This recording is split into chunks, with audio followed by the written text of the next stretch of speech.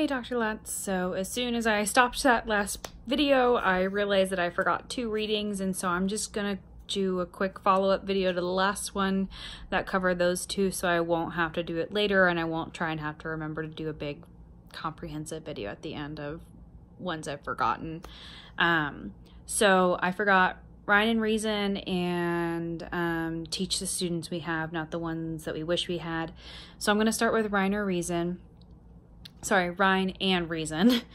chapter 1. And this one is just a big overview of just the big statistic that college is becoming more diverse, and their college students are becoming more and more diverse with more and more identities that come in. There's an increase in access for lower income students. There's an increase in access for people of racial minorities, and there's a big increase in queer students coming in and getting college and getting a higher education degree. That's not really a big shocker to me. Really, what I want to talk about with this is kind of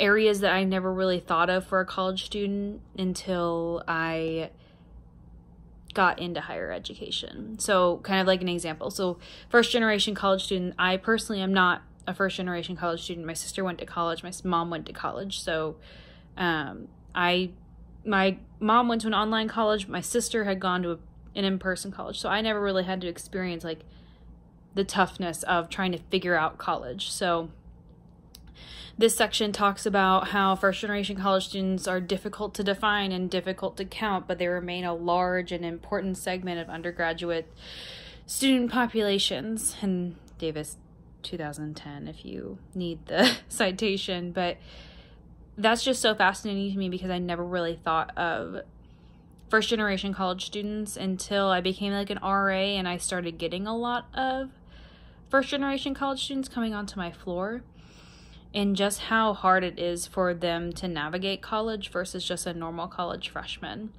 And with that population growing with better access to higher education, I think that there's a lot of things that we as student affairs professionals need to make sure that we're doing to help support this population. Same thing with lower income students, with financial aid becoming more and more accessible and loans becoming more and more just the norm of college. Lower income students are being able to come in, but are we giving them the resources that they need to make sure that they stay in college? Or are we just kind of trying to get money from them and then say, go on your way? That I could write a whole paper on. So this one just kind of, I liked how it broke down each individual identity and kind of like analyzed it from like a very like literature review, like research perspective, because I sound like a broken record, but I'm a very numbers-based human. I like having facts and figures and everything like that. So yeah, this one was really nice for me. So the last one is Teaching the Students We Have and Not the Students We Wish We Had. This is a very like impactful title for me, like just going like straight in, like the title of it. There are some times where I wish my students didn't act the way they did and did dumb things the way that they did. But this title just kind of reminds me that I always have to remind myself of that I don't really like the things that students do sometimes, but I still love to serve them and I still love to help in the ways that I can. So this article just kind of talked about how just college students are just so undersupported.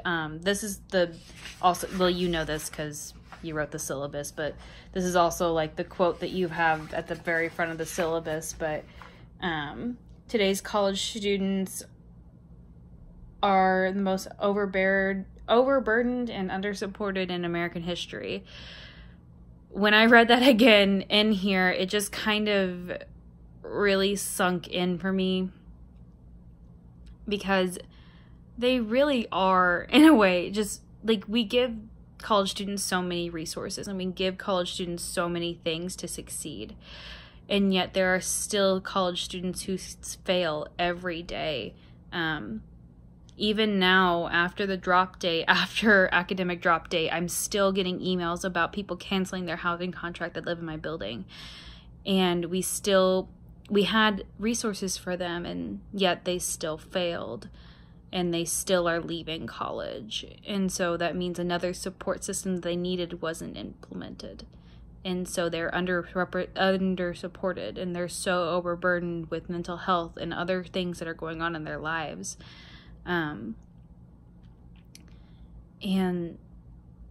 just the amount of support that we give students is so much, but I think it's the quality of the support over the quantity of the support. And that's kind of what this article kind of made me like jog and start to think about. Like, we may give college students access to mental health care, career center, housing, dining, food operations, academic support, a bunch of other different things, but it's the quality of the services that are given to them,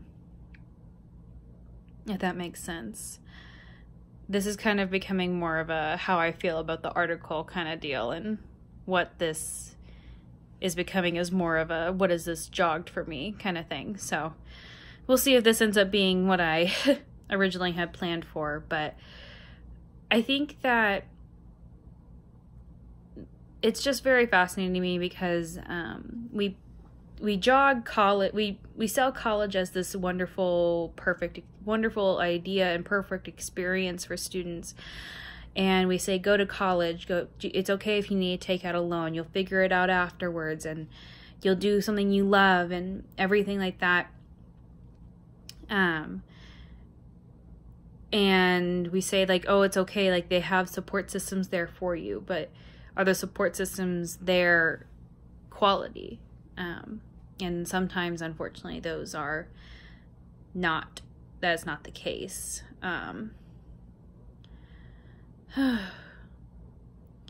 This is something also that registered with me for the article, and it's, in other words, in the work of higher education, as with all of education, it has to begin with a deep respect for students.